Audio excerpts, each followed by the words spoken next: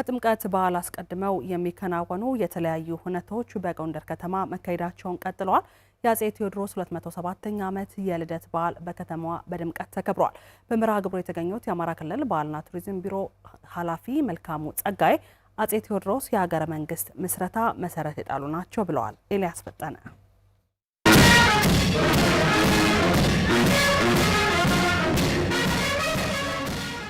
ወትሮም ቢሆን የጎብኚዎችን ቀልብ የምትስበው ጎንደር ከተማ በወርሃ ጥር ደግሞ ውበቷ እጅግ ደምቆ የቅርብ ጎረቤትን ቀርቶ የባህር ማዶን እንግዳ የምትጣራ ከተማ ነች።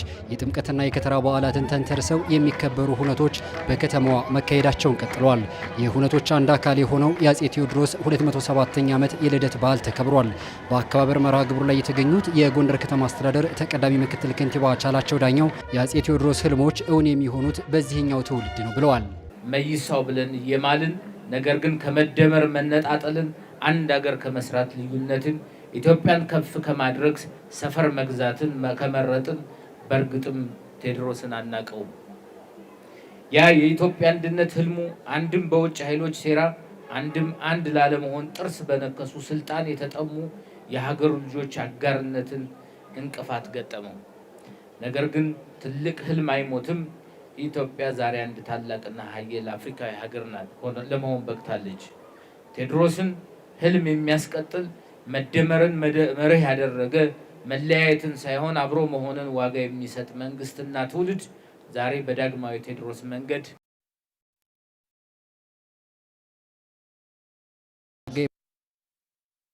የኢትዮጵያ ታሪክ የአፄ ቴዎድሮስ መወለድ ዋና መሰረት ነበር ብለዋል።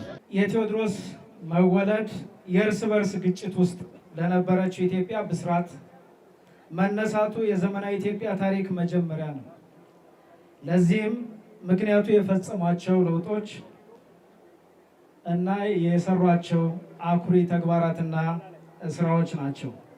ቁጭት አንግበው ለህዝባቸው ከፍተኛ የመቆርቆር ስሜት ይዘው ወደ ንግስና ዙፋናቸው ያቀኑ ከመሆናቸው ጋር ተያይዞ አፄ ቴዎድሮስ በእርግጥም የኢትዮጵያ የለውጥ ሐዋርያ ሆነው ሀገሪቱን አስተዳድረዋል፣ መርተዋል። የጎንደር ከተማ አስተዳደር ለጥምቀትና ከተራ በዓላት ከ2 ሚሊዮን በላይ ጎብኚዎችን ለመቀበል ዝግጅቷን አጠናቃለች። ከንቲባ ቻላቸው ዳኘው እንደሚሉትም ከተማዋን በብዙ የሚያስጠሩ ተግባራት በመከናወን ላይ ናቸው። ለዚህም የአፄ ቴዎድሮስን ሐውልት ለመገንባት የተያዘው ፕሮጀክት ተጠቃሽ ነው ብለዋል።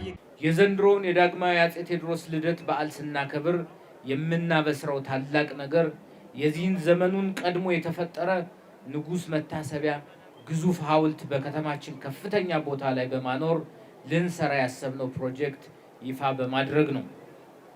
ይህ ፕሮጀክት አንድም ለጎንደር ተጨማሪ ግዙፍ የቱሪስት መስህብና የዚህ ዘመን አሻራ በመሆን ያገለግላል። ፕሮጀክቱ በብራዚሉ ሪዮ ዲ ጄኔሮ እንደሚገኘው ቤዛው ክርስቶስ የተባለ አርት ዲኮ ሐውልት አይነት ሲሆን በርካታ ተጨማሪ ሀሳቦችን የያዘ ልማት ነው። ፕሮጀክቱ ለከተማችን ውበት ተጨማሪ መልከታና የገቢ ምንጭ ይፈጥራል።